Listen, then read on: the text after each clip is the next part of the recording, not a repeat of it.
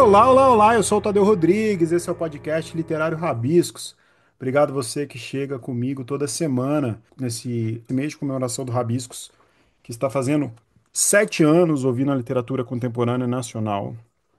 Nós vamos ter uma festa maravilhosa, na praça aqui da nossa cidade, de Poços de Caldas. Então vai ter mais uma gravação ao vivo do Rabiscos com o Chico Felice e com a Bia Trevisan, que vão vir para Poços exclusivamente para gravar com a gente. E a semana que vem, você que é de fora, pode ouvir então o nosso episódio que vai estar gravadinho e também vai estar no YouTube em vídeo. Então é isso. Fica aqui o convite para vocês que estão ouvindo Rabiscos, que acompanham Rabiscos nesses 7 anos, acompanhar a gente.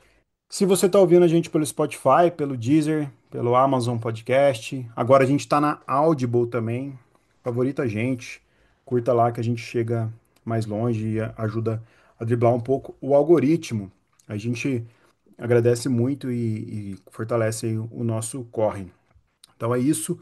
Vamos ao papo sem mais delongas. Hoje eu vou falar com Machado Urbano, Gustavo Machado, que é ator, roteirista, diretor brasileiro e está lançando um livro maravilhoso que chama Mordido. Eu já indiquei esse livro aqui no Rabiscos, em algum quadro na sua estante. Eu indiquei ele, falei um pouco dele, que é um romance urbano, é um romance acelerado, é um romance fragmentado, mistura boemia, mistura drogas, mistura amor, filosofia, teatro. Retrata um narrador que está em queda, um narrador mordido, que está sempre dividido entre a sua autodestruição, ao mesmo tempo ele busca por sentido. É um livro muito bacana e é isso. Gustavo, seja muito bem-vindo, meu cara. Muito obrigado, Tadeu. Uma honra, uma alegria estar aqui. O prazer é Esse... enorme falar contigo. Gustavo, eu sou de Minas, né? Eu sou do interior de Minas. E eu vi que na epígrafe do livro você coloca uma frase da Bárbara Heliodora, né? Uhum. E que eu nasci chama São Gonçalo do Sapucaí. Provavelmente você não vai conhecer essa cidade. Tem uma Não, casa, parei na Sapucaí aqui do Rio mesmo. não, só do Rio, né? Ia ter uma casa lá que ela morou lá, Bárbara Heliodora. Nossa, e o pessoal fala muito dela. Tem um casarão dela lá. Achei uma feliz coincidência ver a epígrafe aqui. Tudo ia muito bem, até o terceiro sinal. Abre bem, né? Diz um pouco que veio o livro, não diz não? Exatamente. Essa abertura é exatamente o terceiro sinal, né? Abre o pano, né? Começa a peça. Aí, meu irmão, é só ladeira abaixo. Cara, e é muito bom porque o seu livro parece que ele foi escrito com uma noite sem fim, né? Um fluxo de consciência que mistura, como eu falei, filosofia, muito humor também. Eu dei muita risada no livro, um pouco de alucinação, assim. Como que parte, né, essa ideia de escrever o livro, de contar essa história, né? Porque é uma história muito esteticamente diferente também. Ela foge um pouco do normal, né? Você escreve mais como quem planeja ou você se deixa perder no texto, assim? As duas coisas. Eu vou me deixando perder. Esse é o flow, né? Tem um flow a entrar. Eu sou muito generoso comigo mesmo, como poeta, como tudo, até como ator, na verdade. É que ator, às vezes, é que eu também sou ator, para quem não sabe. E esse trabalho do trabalho do ator é um trabalho coletivo, né? Como todos imaginam. Todas as decisões que o ator toma passam por outras instâncias. Então, tem, né, no mínimo, você tem lá um outro ator, uma atriz contigo em cena, ou, quer dizer, também pode ser um solo, mas mesmo assim tem um diretor. E tem um autor, que é uma outra mente, né, um outro artista ali envolvido. Então, você está o tempo todo negociando. Então, numa sala, por exemplo, de teatro, que até tem mais experimentação do que geralmente cinema e TV, é, TV tem pouquíssima experimentação, muito raro um processo que permite experimentar, errar, né, para você descobrir o que quer, geralmente Mais já está. engessado, né? Assim, se vai ficar engessado ou não, aí é outro, né, porque às vezes até em teatro pode ser 6 meses e fica super engessado também, Ah, né, também, dos dois lados, o resultar numa coisa engessada ou uma coisa viva, isso aí depende de uma série de circunstâncias. Mas em termos de processo de um ator, por exemplo, errar, e eu sou muito assim, voltando a te falar a coisa do jogo da escrita. No jogo, como eu não tenho um diretor, não tenho ninguém que vai ficar me dizendo, não, isso aí, não tá bom, não tá bom, não tá bom, o que que você quer dizer com isso, o que que você quer dizer com isso? Eu não tenho esse pentelho aqui do meu lado, quando eu estou escrevendo, e geralmente escrevo poesia, né, minha base, mas já escrevi peças de teatro, algumas, já escrevi alguns roteiros de cinema que não foram filmados, mas vivi essa experiência, estudei bastante roteiro e tal. Escrevi uns 3 roteiros, assim, até o fim, que eu gosto muito. E, e, mas eu sou mais compositor, poeta e compositor, né? Tem 2 bandas e tal. Então, tanto no processo, então todos os processos de escrita, eu sou muito, voltando a falar, eu sou generoso comigo nesse sentido. Eu me permito, mesmo eu estou escrevendo, eu falo que merda isso aqui, mas eu vou porque eu sei que eu vou depois, eu mesmo vou. Eu sei que isso talvez vai me levar em algum lugar. Então, eu me permito entrar nesse jorro e gosto desse negócio. E depois eu fico, né, peneirando, papapá. Então, eu escrevo muito à mão, por exemplo. Então, esse momento também de passar para o computador é um momento também muito legal, que aí você vê a palavra impressa, né, É, ali no, mesmo na tela, né? Então, vai, opa, uma coisa que na mão fica interessante, de repente na tela fica uma bobagem e vice-versa. quando você escreve. Então, eu sei que vai ter essa. Então, é o jogo, mas aí, ao mesmo tempo, como eu também sei que tenho essa liberdade doida, e escrevo, às vezes de Uhum. madrugada, com sono, e saio escrevendo, eu também sei que vai precisar de muito planejamento depois de organizar isso e ver onde isso vai parar, qual o ritmo. Então, acho que não é nada de original que eu estou falando. Acho que talvez todo Mas é escritor. legal você falar isso, porque como você atua em várias frentes, você compõe, você estudou roteiro, você é ator, você trabalha com teatro também, e quando você está escrevendo uma história, eu acredito que a preocupação do escritor, ela é menor em mudar, por exemplo, de cena, em criar coisas fantásticas e fabulosas, do que uma peça que você vai ter que viabilizar aquilo depois no palco, apesar de poder usar de todos os improvisos, ou um roteiro que você vai ter que pensar no orçamento dele para fazer aquela cena acontecer.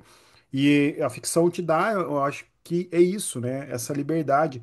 E o que eu gostei muito da sua obra, do jeito que você escreve, essa cadência teatral, que parece que ela não é à toa, né?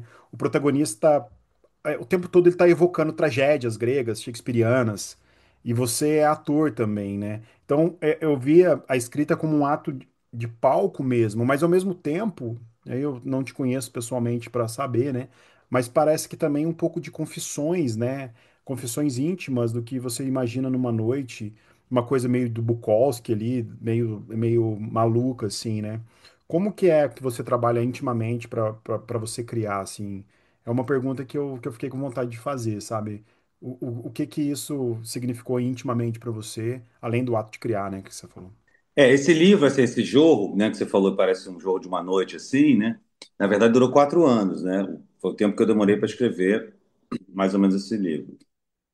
Começou na pandemia, como milhões de livros do mundo começaram na pandemia, que a gente teve tempo e tal. E eu, na pandemia, me propus a fazer um negócio que eu já fiz algumas vezes na vida, que é, como eu escrevo à mão cadernos desde sempre, e diários, e poemas, né? Eu tenho milhões de cadernos, vários cadernos.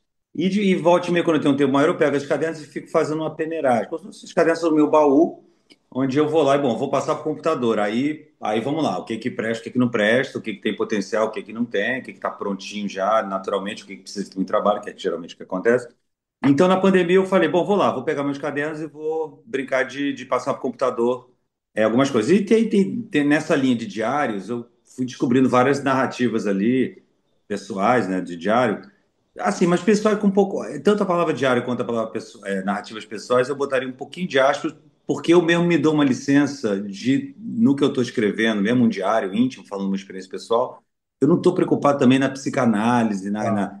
na confissão absoluta de que tem uma verdade total e tal. Eu me permito, eu sou artista, então me permito também florear, aumentar, exagerar, que é colar. Então, tem esse desconto. Mas, enfim, o fato é que eu tinha essas várias páginas. E comecei a fazer, fiz uma pasta lá chamada Diários, e comecei a fazer alguns diários, algumas coisas que eu achava engraçadas, divertidas, assim, com uma certa potência literária, e comecei a juntar tudo. E eu, logo assim, nos primeiros dias juntando aquele negócio, comecei a dar risada desse fulano, que por acaso era eu, mas já não era eu, porque, enfim, tinha passado em algumas coisas, passado vários anos e tal, e eu falei, é muito, esse personagem é ótimo e tal. Aí, na situação de pandemia, eu ator, sem trabalho, meio ali, sem grana, aquela situação, né?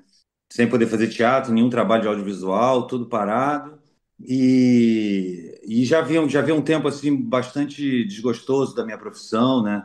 Não só nem tanto da minha carreira particular, porque ela com altos e baixos, ela é uma carreira muito linda, muito rica, assim, eu tenho muitos trabalhos, tanto no teatro quanto no cinema, e um pouco menos, mas também na televisão. trabalhos bem consistentes e tal. Ganhei Kikito, ganhei PCA, enfim, tem um certo. Então não é uma carreira desprezível, longe disso. É uma carreira da qual eu mergulho muito. Mas longe de ser a carreira que eu acho que eu mereceria pelo meu potencial, pela minha entrega, pelo meu trabalho, etc. Mas sei que isso é dominante. Assim, você aqui no Brasil, por exemplo, que é onde eu posso falar, porque né, nunca morei fora nem nada, é muito cruel a vida de um ator e de uma atriz, né? Assim, tirando aquele 0,5% ou 0,03% dos atores que são famosos lá, que fizeram Globo, ou poucos que no cinema, os Wagner Moura da vida, que no cinema conseguiram, né? Que até fizeram uma novela ou outra, Julia Andrade, enfim, parceiros, amigos, assim, que fizeram uma coisa ou outra na TV, mas o cinema botou eles num lugar de relevância nacional, uma importância merecidíssima a propósito. Mas é uma minoria. 99, sei lá quantos por cento dos atores vive essa coisa, pega um trabalho e está empregado, paga as contas, acaba o trabalho e está desempregado. Se você não tem um background de família, uma herança, uma coisa, ou uma outra profissão, que muita gente tem, você que é o meu caso, não tem nem outra profissão, nem herança de família, acabou o trabalho, meu, juntou, não juntou, tá à míngua. Então, eu, né, assim, agora em janeiro do ano que vem, vai fazer 35 anos que eu faço isso. Mas nessa época da pandemia, eu estava comemorando 30 anos de carreira. Ou 29, enfim, mas já arredondando 30 anos de carreira. E foi fazendo esse balanço ali na pandemia, falando que, puta, tem que agradecer a Deus para pegar uma novela, para pegar um trabalho, qualquer que seja, você já nem está mais ligado com o personagem, com nada, você quer o salário ali, quer o cachê, quer quantas diárias são, então, esse desespero, assim, e aí o teatro, que é onde você tem geralmente textos mais consistentes, personagens melhores, direções, assim, um pouco mais inspiradas e tal, o dinheiro é muito pouco, de modo geral, né? São poucas as peças que realmente você consegue ganhar um dinheiro e ficar aqueles meses ali vivendo. Felizmente, eu tive algumas.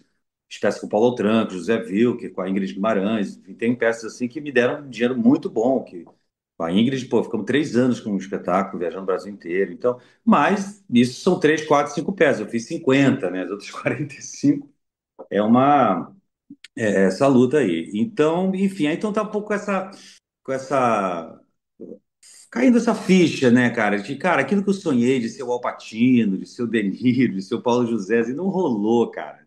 Não rolou e não vai rolar, entendeu? A vida é essa luta mesmo. Então, assim, que ódio dessa profissão, que merda ter que, entendeu? E aí eu me permi... Aí esse personagem que sou eu, portanto, um ator e tal, eu já botei lá, ó, é um ex-ator, tá de saco cheio dessa merda. Mas ao mesmo tempo, a única coisa que ele sabe fazer é atuar, é ser artista, é ser sensível, entrar nas situações, tá no mundo de uma maneira ativa, né? O ator é aquele que atua, tá ação, né? Então aí eu falei, então esse é o meu personagem. É um ex-ator puto com essa coisa, mas que precisa sobreviver, porque não tem um puto. É um hedonista, gosta do prazer, é mimado por si mesmo pela vida, tem os prazeres da vida, sexo, drogas e, e rock and roll, no sentido, né, bem abrangente do termo, da atitude, de ser meio iconoclasta, de ser meio tem um puto no bolso, mas enfim, né? Super iconoclasta, cheio de opinião sobre tudo, cínico.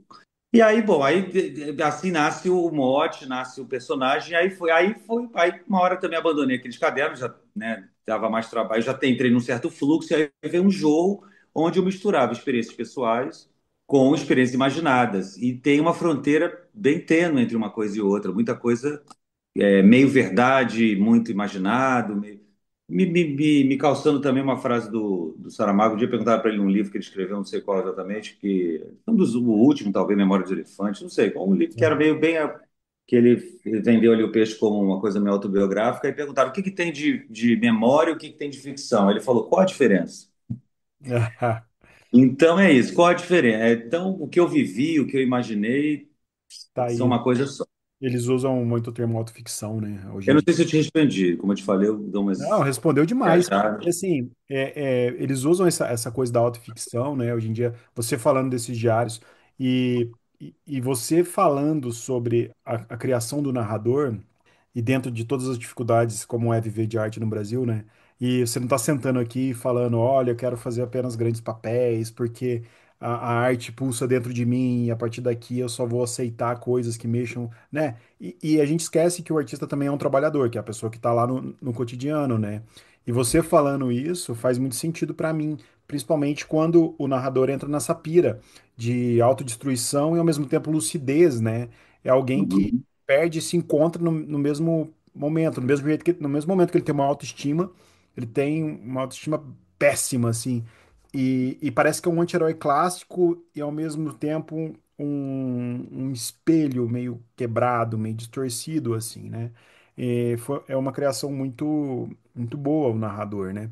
E você trabalha também com a parte do humor, né? Eu me peguei rindo do livro, né? Eu gosto muito disso, assim, principalmente quando ele ia chegar em alguém, assim, ele dava as cantadas dele maravilhosas. Eu ria muito. Teve uma que você fala, acho que do Paulo Miklos, eu não lembro de cabeça, mas eu só sei que eu dava muita risada, assim. Me- É que ele faz um. É logo no começo que a mina fala aqui do Paulo Moura. É um cara até que eu conheci, inclusive. Enfim, mexe, mas enfim, ela manda, ela fumei um beco com, fumei um com o Paulo Moura. E aí o personagem ali na noite vai, não sabe quem é Paulo, fazendo nem ideia quem é Paulo Moura, é um personagem, e aí ele vai, enfim, aí depois na volta para tentar recuperar o assunto, ele fala. Eu fumei com o Drauzio Varela.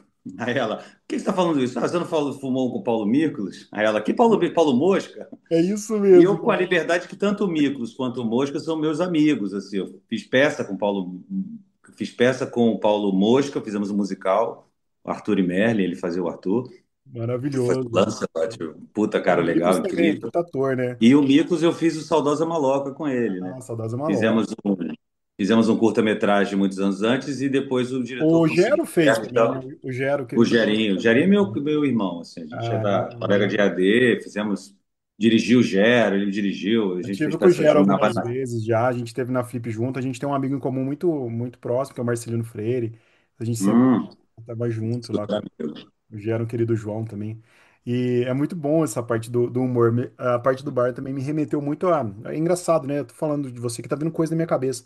O livro O Quarto de Giovanni, do James Baldwin, algumas cenas que eles estão no bar, que o cara também fica numa pira maluca, assim. E é muito legal. E eu queria entender um pouco isso, assim. Eu acho difícil colocar humor nas histórias. Eu, particularmente, eu sou escritor também, mas eu tendo mais pro drama. E eu acho que você escreve um livro dramático, dá pra perceber que tem muito uma autoficção mesmo, não é muita coisa sua aí. E ao mesmo tempo você usa um humor naquele fracasso narrado, assim, né? Como que você é a sua relação com o humor, assim? Como que você pensa ele? E você é uma pessoa que ri dos problemas, ri do abismo, assim, também. Sim, é. Bom, difícil da gente falar da gente mesmo, né? Mas posso afirmar que eu sou um sujeito extremamente humorado, adoro gente humorada, adoro risada. Aliás, é, até apanho um pouco porque eu, como ator, eu não sou exatamente um comediante, nem perto disso, nem sou considerado comediante, apesar de já ter feito algumas comédias. Como eu te falei, eu fiz uma peça com a Ingrid Guimarães, a gente ficou 3 anos viajando uma baita comédia. Então, mas não sou considerado isso, faço 80% do que eu faço ou mais é drama. Tá. Mas eu realmente acho que as máscaras do teatro, falar de que na verdade nem é drama, o drama está numa espécie de limbo entre uma coisa e outra, mas entre a comédia e a tragédia, eu gosto muito quando essas máscaras se fundem. Eu até tem uma história do Hitchcock que eu vi há muitos anos assim, que eu achei muito. Aquilo me marcou assim, que perguntaram para o Hitchcock qual a cena que você acha, a cena que pudesse resumir toda a sua obra, se você ali ó, é uma cena que eu não filmei, mas a cena seria o seguinte: um homem velho está andando na rua e ele tropeça e cai de cara no chão. E a rua inteira gargalha. É um tombo engraçado, é um tombo clownesco, ele cai. Só que quando ele levanta, ele está com os dentes sangrando, ele bateu de cara no chão e arrebentou-se todo de verdade, isso foi feio. E ele fala que é esse frame, é onde o pessoal que está rindo ali vê Hum, que foi terrível o negócio que aconteceu. E aí é aquele ainda tá a máscara do riso, mas já não é mais engraçado, é trágico. Então, aquela, para mim, ali é quando fundem, é um exemplo, tem milhares de exemplos, mas aquele é um exemplo de onde as máscaras se fundem. maravilhoso. Então, eu, como ator, como artista, até na minha poesia, na minha música, eu cantando na minha banda de rock e tal, eu falo de temas geralmente espinhosos e tal, mas tenho essa. Acho que o humor, acho que tem que ser risível, porque é patético, eu gosto mais da coisa do patético, assim, do humano, que abarca o drama, a condição humana, tá? E, e sou humorado, meus amigos todos, assim, amigos, né, quase todos, assim, mais próximos, são muito pessoas engraçadas, adoro gente engraçada, que me faz rir me ganha. Então, E tento levar como assim, rio das minhas tragédias, claro que sofro pra caramba, mas em algum momento do sofrimento eu mesmo faço uma piada e é instintivo, é um mecanismo talvez de defesa até, ou estilo, né? Eu acredito, acho mais legal você rir dos problemas, assim. Acho que, acho que o humor não invalida. E detesto gente sisuda, detesto Eu gente também, que não tem humor. mal-humorada, né? Aí voltando, como fiz vários dramas, já peguei muito diretor é drama, o personagem é sensado, ele não permite nenhuma aresta de humor. E eu, como artista assim, do palco, da cena, eu vejo que o humor, ele é uma espécie de, é como se fosse a massagem antes do sexo, entendeu? Tô Ou ligado. durante o sexo. É a hora que você relaxa justamente para a pegada vir mais forte, pro punch vir.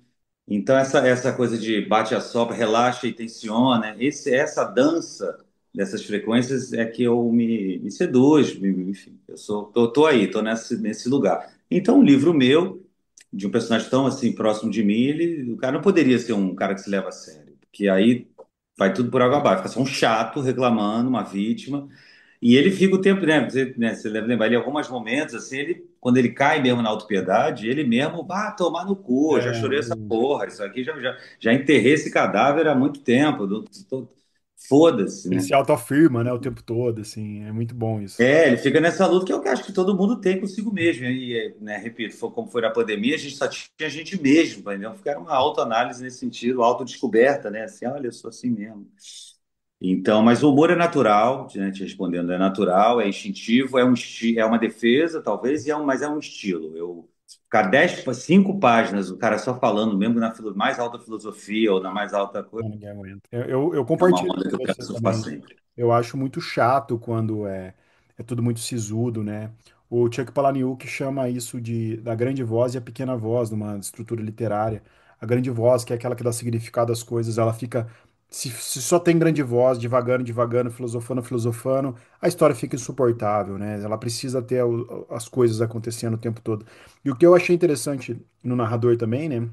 É, que é o narrador mordido, né? Mordido é essa expressão máxima, né? Fulano tá mordido comigo, tá mordido com a situação, tá mordido com alguma coisa. Essa intensidade que ele tem nas relações, ao mesmo tempo, são todas passageiras demais, né? E sempre permeada por droga, por excessos, e ao mesmo tempo que ele é hedonista, ele tá no prazer, ele vive o vazio também, né? E você faz uma fronteira entre os dois, assim, você consegue fazer com que a gente fale de prazer e fale de vazio, e sinta o prazer e sinta o vazio com a mesma intensidade, né? E entra nisso tudo que eu acho você que tem uma veia poética ainda não poderia deixar de perguntar sobre essa impossibilidade do amor perfeito que ele tem, né? Ele sempre está esbarrando em ruídos, ele sempre está esbarrando em tédio. E você acredita que a falha é a regra e não a exceção nas relações humanas também? É, sim, eu acho que a falha é uma regra entre as relações humanas, e acho que a falha é uma regra entre as individualidades humanas, né? Eu acho que o erro faz parte, a pessoa que não erra, que não arrisca, que não dá a bola fora, não chuta gol. É impossível você dar 10 chutes e fazer 10 gols, né? Então, assim, se você também erra pouco, é sinal que você está chutando pouco também. Então, portanto, provavelmente vai fazer poucos gols. Então, acho que a falha, né, como sinônimo de erro aqui, tanto é nas relações, é no ser humano individual e, sobretudo, nas relações. Acho que ele não nem cogita se conectar com alguém, nem amorosamente. A gente tem várias mulheres que passam pela, pela vida dele durante o livro, né, e algumas memórias dele. Mas eu acho que ele em algum momento ali ele fala, quem me vê assim não percebe, mas eu já sofri muito, já fui a Maísa do lance, né? Aí tem um texto meio poético sobre isso, né? Já fiquei na porta da casa esperando, vendo ela chegar com outro para entender que acabou. Quer dizer, isso tudo é, foi vivido. Portanto, alguém que acreditou que, né? Ele, ao contrário de mim, eu sou um cara, já fui casado 2 vezes, tive namoros mais longos, tenho uma filha que já está com 14 anos, enfim, tem uma outra história. Mas ele não, ele parece que nunca teve uma relação assim estável, longe de ter filho, né? Ele nesse momento do livro, ele nem aposta mais nem parcerias artísticas, nem ninguém que vai admirar o trabalho dele, que ele vai conseguir fazer uma parceria. Ele está completamente desesperançado desse negócio, porque talvez ele intua uma coisa que eu já sei, que é que também, se você sozinho você não tem uma. Mesmo com erros, mesmo com falhas, etc., isso não tem como não ter, mas assim, minimamente estruturado, potencializado, com seu propósito, né, para usar uma palavra que está na moda, né, com o seu objetivo de vida minimamente claro, o outro que vai pintar, seja no amor, seja na parceria, seja, enfim, em qualquer instância, ele ou vai vir como um remédio para o teu mal, que também pode durar um tempo, mas tende a não funcionar, né, a não se manter, porque há uma hora também que se funcionou, te curou, mas aí não necessariamente essa relação, de repente ela estava baseada numa coisa de ajuda, que você estava precisando de uma ajuda. Então ele não tem essa carência, então ele já parte de uma coisa, cara, tô tão longe de me resolver que aí realmente para trocar com outro, bicho, vai ser um tá muito distante. Nem vou gastar essa energia com essa expectativa. Eu tava lendo, acho que foi na Folha de São Paulo, saiu uma matéria. Agora eu quero te dar uma provocada aqui, que você começou Pô, a falar e eu veio na minha cabeça. Uma matéria falando da escassez, eu não lembro se foi na Folha, da escassez do personagem homem branco, hétero, é, na literatura, né? A literatura que tem buscado uma, para falar também uma palavra da moda, uma coisa mais panfletária, às vezes alguma história que tem que dar todos os checks, né? Falar das minorias todas, ter uma função social ali da literatura. Eu queria entender isso para você, assim, que trabalha com arte em tantas frentes, música, teatro, televisão, literatura. Aonde que a gente tem que tomar cuidado para que isso não atrapalhe a criação? Se isso foi uma preocupação, é uma preocupação para você em alguma medida, né? Hoje você tem um personagem narrador, um homem, né? Uma autoficção, teve uma preocupação de falar, nossa, onde que eu vou chegar nisso? Será que isso vai esbarrar em algum machismo? Será que isso vai esbarrar? Sabe essas preocupações que a gente vê muito nas ah, mesas não. de debate literários? Você teve essa preocupação? O que que você pensa sobre isso? Eu fiquei com essa pulguinha atrás da orelha aqui. Não, eu tive super essa preocupação, até porque eu tenho essa preocupação. É uma questão viva. Eu, por exemplo, como ator, né, que tô, né, o fato de ser ator, porque o escritor, né, enfim, não sei porque eu não sou, não me considero um escritor, assim, eu escrevi, como eu te falei, escrevi peça de teatro, alguns roteiros, muita música, poesia, etc e tal, mas eu não visto esse negócio do escritor, porque eu respeito quem é. Assim como tem um monte de Zé Ruela aí que faz TV, faz teatro, faz umas peças de teatro, sei o que, e eu olho e falo, cara, não é, para mim não é ator. Uhum. Eu sou ator, entendeu? Mas então por exemplo, eu tenho banda, eu componho, ontem eu estava contando, tenho 50 e pouco, 5 músicas, Caramba, muita música. compostas, né? Assim, mas tem um disco com uma banda, tem, enfim, parceiros, tô cada vez mais, aliás, desde a pandemia também realmente me permiti entrar nessa, mas até hoje eu não me considero, já fiz alguns shows, ou seja, eu tenho disco, não sei que toco um violãozinho safado, mas toco um pouco de Uhum. pandeiro, canto, mas não me considero músico. Isso não é uma falsa modéstia nem nada. Eu tô lá no Spotify. Hoje mesmo tá fechando, eu fiz um single com um parceiro meu aí de São Paulo, que gravei uma música minha com ele, voz e piano, eu cantando, ele tocando piano, quer dizer, voz e piano, uma coisa, né? Ah, que legal. Super assim, chique e tal, mas e fácil, vou lançar agora no Spotify. Tô nesse rolê, não? Então não é falso, não tô me escondendo atrás de uma coisa. Uhum. Mas é um crédito, eu acho que para ser música, assim, se eu fizer muito show, se eu estudar música, se isso virar minha vida, se eu fizer isso 8, 9, 10 horas por dia durante alguns anos, eu agora vou bater no peito e vou falar, sou músico. Pô, Não impede de eu fazer. Como assim, como eu estou te falando, com muita gente que eu não considero ator e atriz, e muito menos considero diretor de teatro, já fui dirigido por gente que eu olhava e falava, pô, esse cara tá lá naquele lugar, mas para mim não é diretor de teatro, que não sabe nada, na minha opinião. Mas não impede dos caras dirigirem peças, atuarem, fazerem novela, fazerem filme, fazerem isso, fazerem aquilo. Aliás, se perguntar, fizer uma enquete na população brasileira, quais são os 10 maiores atores e atrizes que a população brasileira considera, provavelmente 8 ali eu não vou considerar ator e atriz, no meu critério, é claro, pessoal. Eu jamais escreveria isso num jornal como uma regra, assim, claro, não sim. poderia fazer isso como uma, né? Não vou me meter a cagar essa regra porque não Uhum. dou para isso. Mas no meu senso do que é ser um ator e uma atriz, enfim, que é uma definição assim que agora tu pode ficar imaginando, sequer são, mas estão lá. São muito, ou seja, são muito mais conhecidos e respeitados e recompensados do que eu. Então, é uma coisa pessoal esse senso. Então, enfim, não me considero exatamente, não me considero um escritor. Apesar de escrever livro, pretendo escrever outro. Estou com livro de poesia pronto, pretendo escrever um outro romance, vou embora. Aí, depois do meu terceiro, quarto romance, que eu já fiquei, aí eu olho para trás e falo, cara, eu passei uma parte significativa da minha vida escrevendo, cara. É. entendeu? Sim. Assim como eu para me dizer ator, eu passei, cara, foram muitos anos, foram muitas peças, muitas horas de coxia, foram muitas estreias frustradas, estreia maravilhosa, fracasso, sucesso, cena que deu certo, cena que deu errado, então ter branco em cena. Depois de muitos anos eu falei, cara, eu sou um ator de teatro. E depois de fazer muitos anos de cinema, já tinha protagonizado filme, tinha feito vários filmes, eu não me considerava um ator de cinema. Eu considerava um ator de... Aí fiz aí uma hora, foi até no set do Beto Brandt, um filme que a gente fez, eu veio uma coisa dentro, falei, caralho, eu também sou um ator de cinema. Com certeza. Entendeu? É diferente, não é que você fez 3 peças e um filme, 2 curtas, que você é um ator de teatro e cinema. Um ator, no meu critério, eu repito, tá? Porque ele funciona para mim, porque aí ele me faz. Por isso que eu falo que não é uma falsa modéstia, não é uma coisa, porque não é uma coisa que eu me escondo atrás disso, é uma coisa que para mim é uma Explora. espécie de desafio de peixe. Eu quero ser um músico, eu quero ser um escritor. E para isso eu preciso trabalhar para caralho com essas coisas. Entendeu? E não é, então é um respeito ao ofício e me colocando em relação a esse ofício e tal. Eu não sei se a tua pergunta foi por aí. Eu queria entender um pouco essa preocupação, se é que tem essa preocupação Ah, da parte da polícia. isso. é, Enfim, então eu lido muito com essa questão do coisa, e, enfim, independente de ser isso que for, eu sou homem de 52 anos de idade, tenho uma filha de 14, e todo mundo, estou vendo a revolução toda no mundo e estou achando ótimo essa coisa da inclusão, estou achando ótimo esse negócio da autorrevisão do machismo, do racismo, de todos os ismos aí que são estruturais mesmo, estão na gente. E tô lidando, cara. Vejo, volte e meia, às vezes sai um comentário que eu vejo, uau, machista. Racista, realmente, há muito tempo não tenho me visto. Mas vem, às vezes, né, denegrir, sei lá, tem às Hum. vezes até uma palusa de uma humor negro, tem até algumas expressões que estão, né, no nosso DNA linguístico, assim, que eu falo, eita, tchum, corta, muda. Então, sou ligado, sim, fiquei com essa preocupação. Não foi uma preocupação restritiva, tanto que o livro está aqui.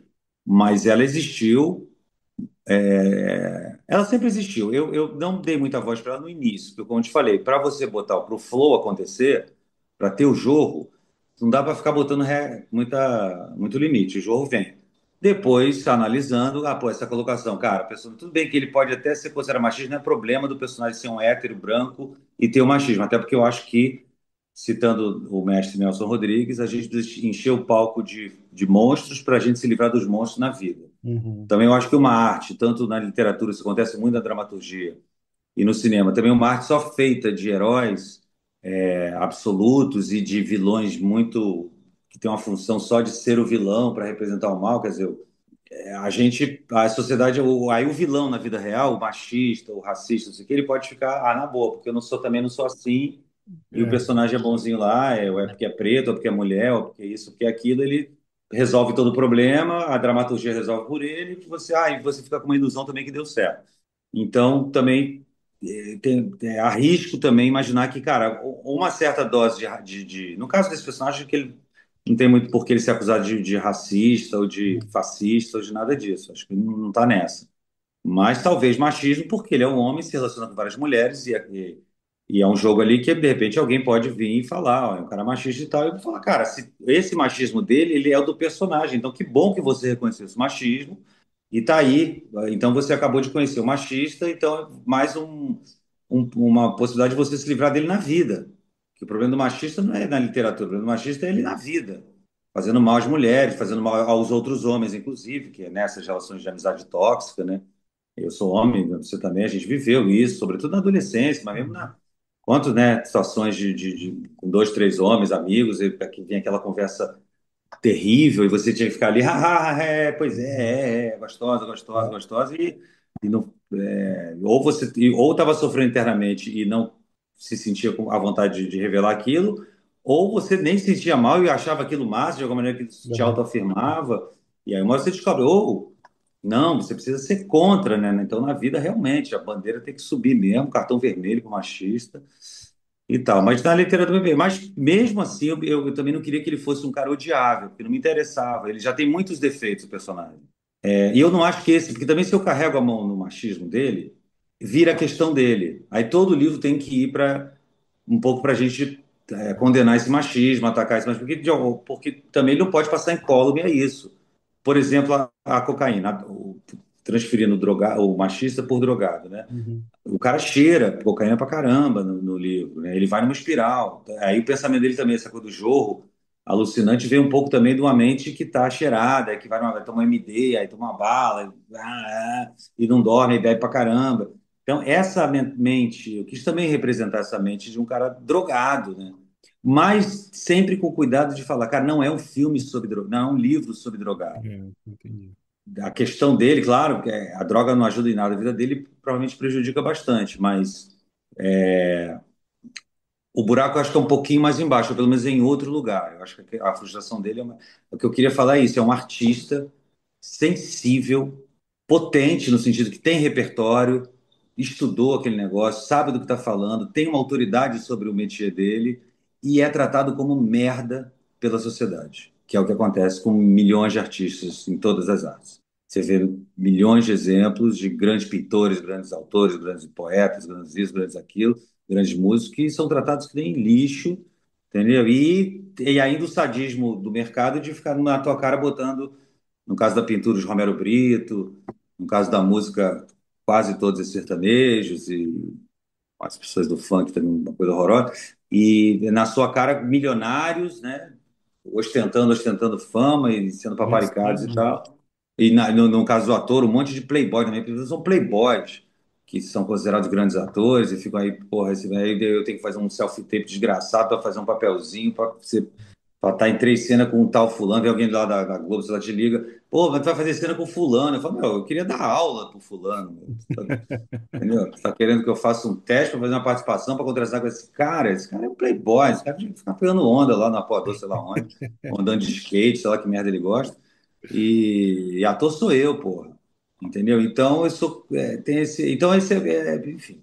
Falei de vários assuntos aí. Cara, eu achei muito boa a sua resposta, porque o personagem tendo essa pegada, às vezes, machista na conduta, ou sendo um cara de excesso, no seu livro dá pra ver visivelmente que é o personagem e as pessoas não são. Eu odeio o personagem muito certinho, personagem que não erra, muito reflexivo, que só fala coisas muito redondas. Isso me incomoda profundamente e eu acho que o seu livro, dentro dessa carga do anti-herói e da simpatia que a gente tem por, por ele, assim, até pro jeito que ele se reergue o tempo todo, né? Ele tá se reerguendo sempre.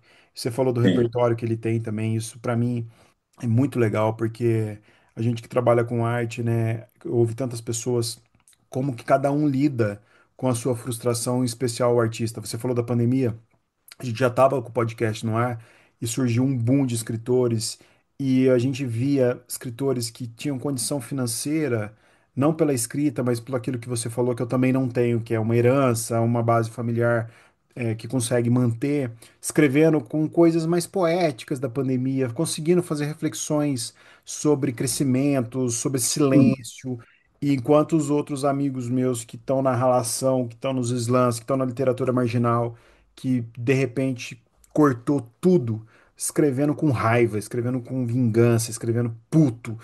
E a pandemia refletiu isso. Eu costumo falar que a pandemia, os frutos dela que estão vindo até hoje, como o seu livro, inclusive, ela documenta muito melhor o nosso tempo que a gente viveu do que os fatos jornalísticos. Os fatos jornalísticos vão falar de números, de pessoas que morreram, que é triste, vão falar dos corpos, vão falar do descaso do governo que teve com a vacinação. Mas a literatura não, ela vai retratar de fato tudo que a gente sofreu, tudo que a gente sentiu, os que sofreram pregando paz e amor, vamos abusar a pandemia como ser um momento para a gente se descobrir, para a gente se entender o que é uma balela num país subdesenvolvido e precário como o Brasil, e os outros que sim, estão lá escrevendo e martelando e tudo mais. Então, eu acho que você faz muito bem isso. Agora você falou que ficou 4 anos escrevendo e pegou esse pedaço da pandemia também.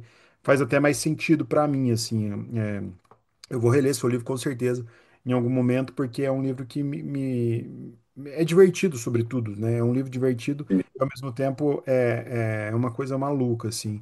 E nesse tempo que você ficou lá escrevendo, a gente tem um quadro aqui no Rabisco, até pra gente fechar nossa conversa, para não estender tanto mais para você, Não, mas mas eu tô tranquilo, tá? Para mim, falar boa. é ótimo. Vai, Tem um quadro enquanto você aguentar, eu tô. que chama na sua estante, que a gente, né, entende um pouco o que que tem na estante da pessoa que está batendo papo com a gente. Você estava lendo, né? Ficou 4 anos escrevendo. O que que você estava lendo durante a composição do livro? O que que você lia? O que que você gosta de ler, assim? Cara, eu, não- assim, se for pensar em termos de população brasileira, eu sou um puta de um leitor, porque ninguém lê nada, né? Assim, é muito Não lê nem baixo livro, né? essa coisa. Mas assim, por ser artista, por ser ator, sei que, eu amo literatura, já li vários livros e tal, mas eu não tenho, até porque minha vida é tão assim rocambolesca, eu morei em tantos lugares e caso separo e fico com dinheiro, fico sem dinheiro e vou pro Rio, vou aí moro em São Paulo, aí volto a morar no Rio, aí moro em São Paulo, aí moro aqui, moro lá. A minha estante ela foi se perdendo no caminho, a minha estante física, né? E a estante mental, ela depende muito também dessa estante física. Eu tenho uma certa. Isso é a coisa que eu mais eu sinto dessas. Foi muito legal a parte do desapego, então, hoje eu sou um cara, né, que, enfim, não tem tantas coisas assim. Ano passado eu fechei minha casa, botei no depósito, dei lá em 10 metros, por 10 por 10 eu guardei tudo meu, né? Inclusive mesa, cadeira, não só as coisas, né? Que até poderia ter me desfeito, mas enfim, tive que manter algumas coisinhas e tal. Então eu vi como a minha vida, né? Tem matérias de jornal, de uma vida inteira de teatro, de cinema, tem essas caixas com cadernos, tem algumas coisas que eu, meus prêmios, né? Umas coisas que fotos, coisas que eu não consigo me desfazer, mas os livros é muito pesado, né? É, Uma é, caixa de livro, meu irmão, é uma parada, é um peso, é um negócio, e se fica, pô, eu tive altos livros já na vida. Então, muitos eu me desfiz, muitos eu acabei perdendo, aquela coisa toda. Então, é distante. Mas, assim, durante a pandemia, e, pô, da pandemia para cá faz tempo. Mas o fato é que na pandemia eu voltei a ler mais, como eu lia na minha juventude, antes dessa merda de celular, de internet, que isso acho que é uma foda mesmo, nesse sentido, é um desafio, né, nessa coisa. Então, já estava uns anos ali lendo menos do que gostaria por causa do ritmo frenético da vida e por não estar também, não tinha essa coisa. Lia muito o que era de cada filme. Como eu estou sempre fazendo ou uma peça ou um filme, eu procuro ler coisas relacionadas, né? É que nem, por exemplo, cabelo. Eu agora, por exemplo, estou aqui. É que agora eu terminei esse domingo meu último trabalho atualmente. E aí queriam a barba, queriam o cabelo maior, então tá aqui. Mas eu não sei, eu agora não tenho nenhum outro personagem para fazer agora, marcado. Eu não sei se eu sou um cara que eu tenho barba. Eu não sei se eu sou um cara que eu tenho cabelo grande, se eu tenho bigode, se eu tenho cavanhaque, se eu não tenho nada, se eu sou careca, se eu sou budista. Eu não sei a minha cara. A minha cara é a que o personagem diz que é. Então, nesses 35 anos, um pouco a literatura e o estudo, as coisas todas, vem meio. Eu vou me lendo muito que cada universo. Né, vou lá fazer um filme sobre a Dona Irã Barbosa. Aí, pô, leio lá a biografia da Dona Irã. Assim, fazer um filme da Elise, aí leio as biografias de Ronaldo Bosco, leio a Bossa Nova, né? Então tem muito assim. No paralelo, eu leio um monte de coisa, enfim, vou saber ficar citando aqui, mas na pandemia eu li, quando eu vi que era pandemia, a primeira coisa que eu li foi A Peste do Camus, para ser bem óbvio, mas né, deu essa curiosidade, eu li também enfim, na pandemia. foi legal. E, e eu reli, agora falando do livro, aí reli o Porn, que é um livro do Arvine Welsh, que é um livro que eu conheço muito, muito bem, porque o Arvine Welsh é o cara que, para quem não sabe, escreveu o Transporting, que é um livro Bom, que deu origem ao filme, que, né, acho que anos 90, final dos anos 90 e tal, foi um filme, né, bem importante, um filme pop, assim, importante, e esse cara, que é o Arvine Welsh, ele escreveu o Porn, que é aquela galera lá do Transporting 20 anos depois.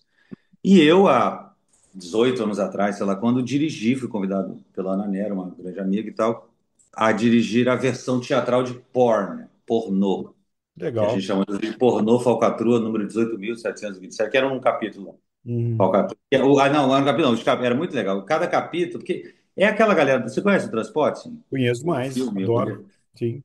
É aquela galera, né? É aqueles personagens.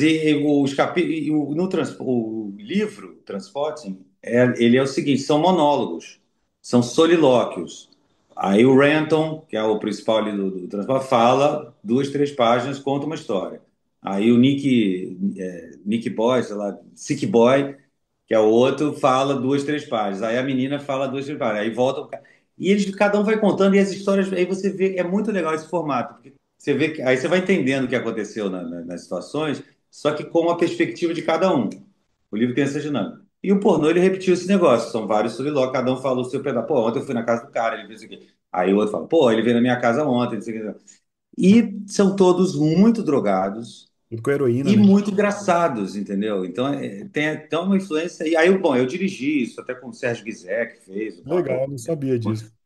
Gostaria de Fizemos conhecer uma depois. montagem incrível em São Paulo que a gente estreou no Vegas, que era uma boate na Legal, Paulista, porque a cara. gente fazia em boates, assim, incorporava ali o cenário real de uma boate, fizemos no estúdio SP, fizemos em alguns lugares assim, a gente tinha essa coisa de aproveitar o lugar, né? Fugir um pouco do palco convencional.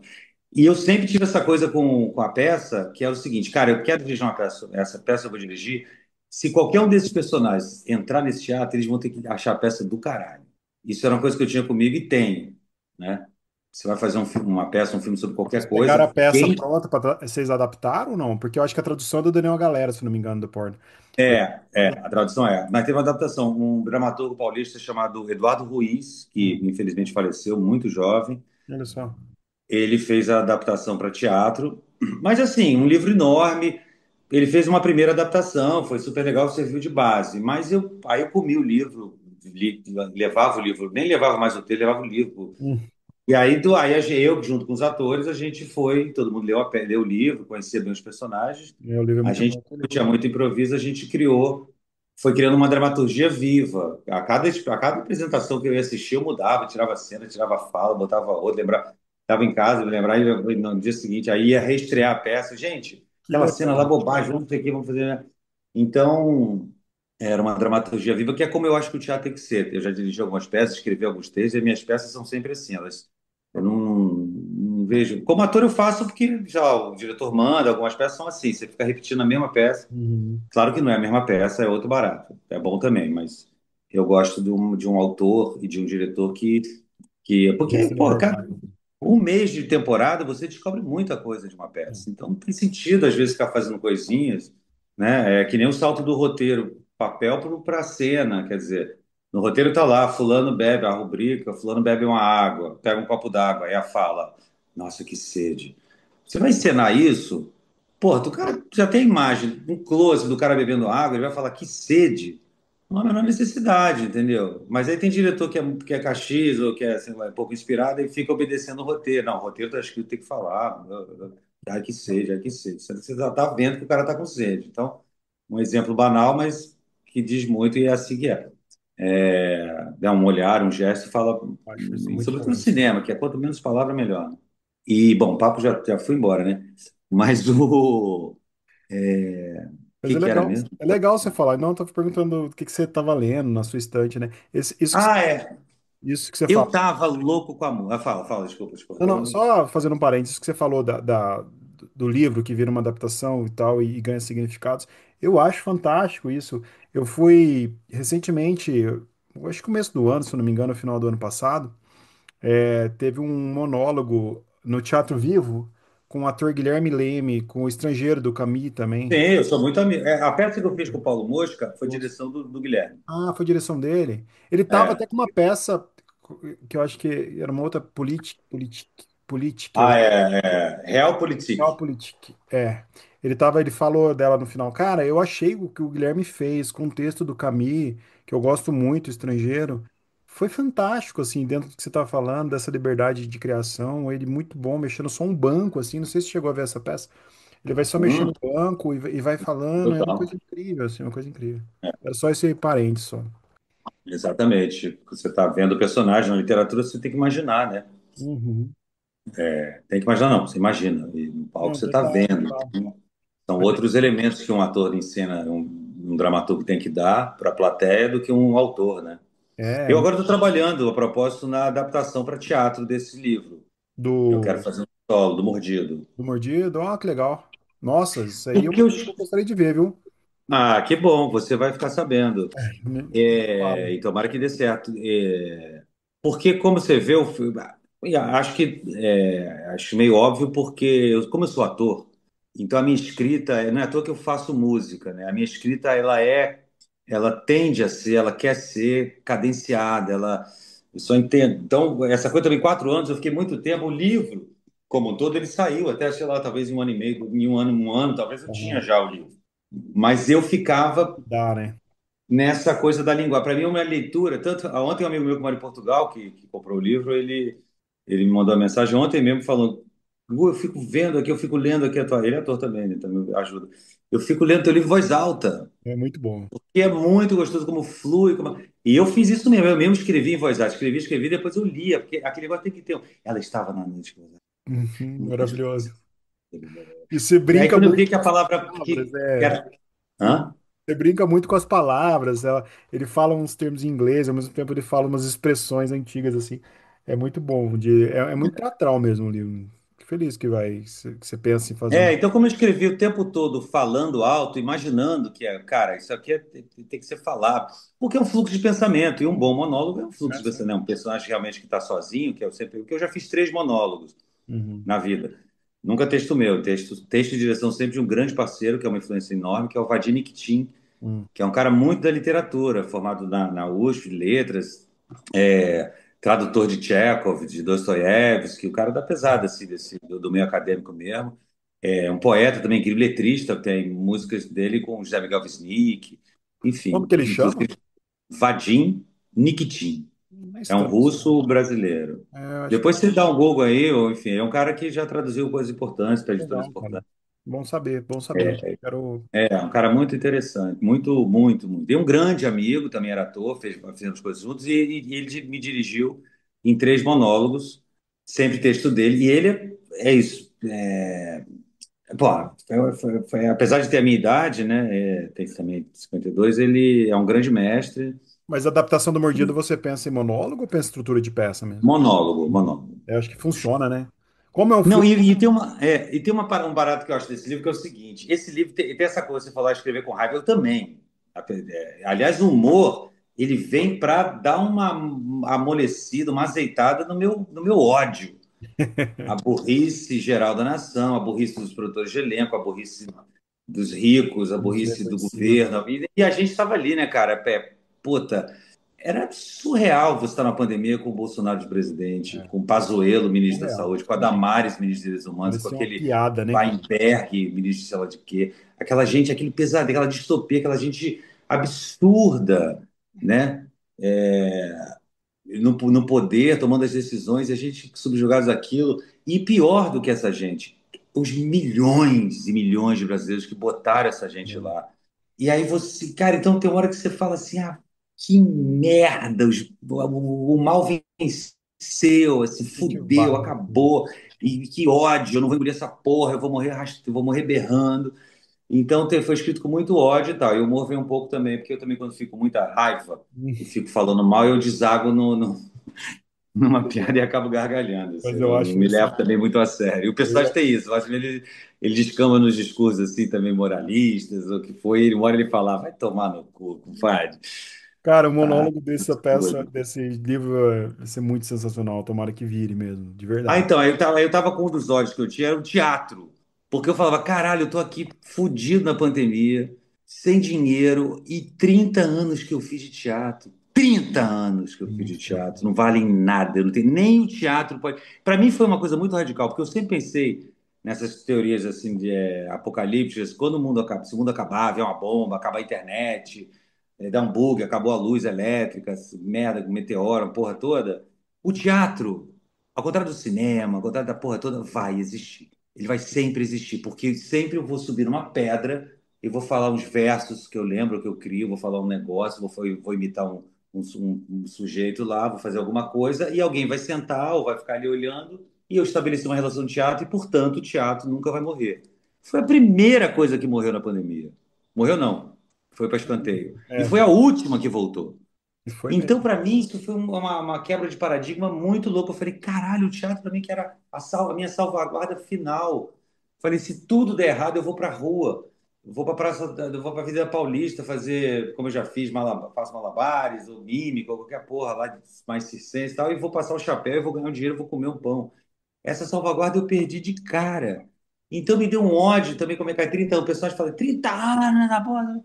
E eu acho muito. E só que o livro vai indo, vai indo, vai indo, sem querer dar spoiler, no final eu considero uma ode de amor ao teatro.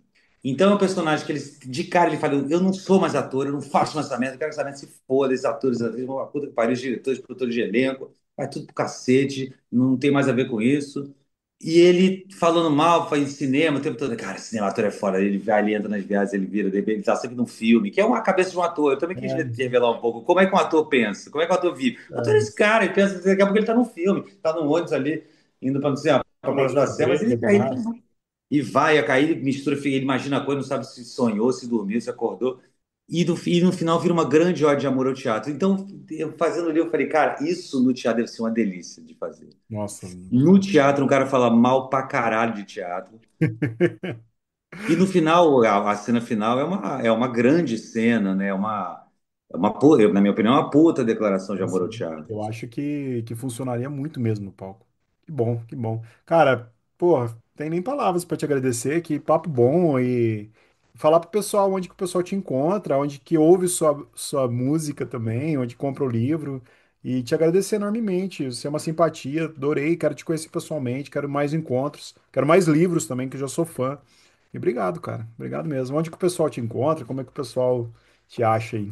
Tadeu, Tadeu, muito obrigado. É recíproco, você é uma simpatia, um querido, um generoso. Imagina. Me ouviu aqui viajar na maionese, sempre com um Adoro. sorrisão.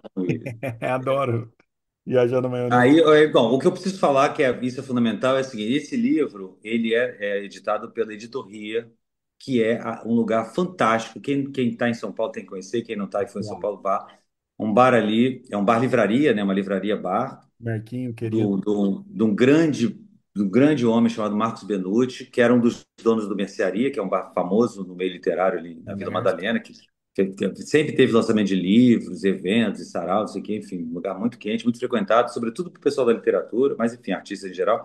Esse bar fechou, e o Marquinhos abriu a Ria Livraria, que é um lugar ali do lado do metrô Vila Madalena. E é uma, enfim, livraria, bar, e tem show, enfim, várias pessoas tocam lá, eu mesmo, minha banda já tocou várias vezes lá, enfim. Marcela Rubens Paiva, que já teve aqui no Rabiscos também, toca lá às vezes. Cara, Exatamente, Lost in Translation, uma banda isso. fantástica, do Bom, Marcel. Ele já dividiu a noite lá, inclusive na comemoração, acho que de 3 anos ou de 5 anos da RIA, a gente aí, tocou a minha banda, a banda dele e a banda do Mário Bortolotto, que é ah, como eu também, um homem de teatro, mas que, bom, maravilhoso. ele muito mais escritor que eu, né? Tem Maravilhoso. milhões de e tal, mas enfim, também e que é muito amigo, vivo fazendo coisas lá no cemitério do automóvel. Enfim, a Ria Livraria, na figura do do Marcos Benucci, a Ria, e o Jorge Filiolini, que é o meu editor. Lindo, maravilhoso, também escritor, também poeta, assim, um grande escritor, Super e ele escritor. é super, né? E ele tem esse trabalho, enfim, tá ali, é o homem da editoria, né? Da editora da Ria. Então topou, me convidou aqui, falou, e foi incrível esse projeto gráfico, os desenhos são meus, assim, o Jorge sempre acatando as ideias e melhorando elas, e então esse crédito é importante, assim. É minha gratidão eterna, assim, de ter meu primeiro filho, graças a Marquinhos e a Maravilhoso. Jorge Filiolini e a São Ria, muito bons. editor Ria. Eu tenho, para ser resumindo, eu tenho uma banda de rock que não é só rock, mas a gente chama de rock para facilitar, chamada Abaderna Baila. A A baderna. Baderna Baila, com Zé Matama, Tião Ardep Lemos e Nani Sanches, meus parceiros. A gente tem já um disco que está no Spotify, no Deezer, em todas as plataformas, no YouTube. Temos lá o disco 8 músicas. Acabamos de lançar um single chamado Dragão no Cadillac, acabou mesmo anteontem, sei lá, essa Ah, que semana a legal. gente lançou. Tem um outro grupo com o Zema Tamatyan que chama Gente Lírica, que é com ele e com a minha namorada, Laís Câmara, que a gente fez 2 shows lá na Ria, mas esse está se reestruturando, enfim. Gente Mas lírica. também essa coisa de música e poesia, poemas musicados e tal.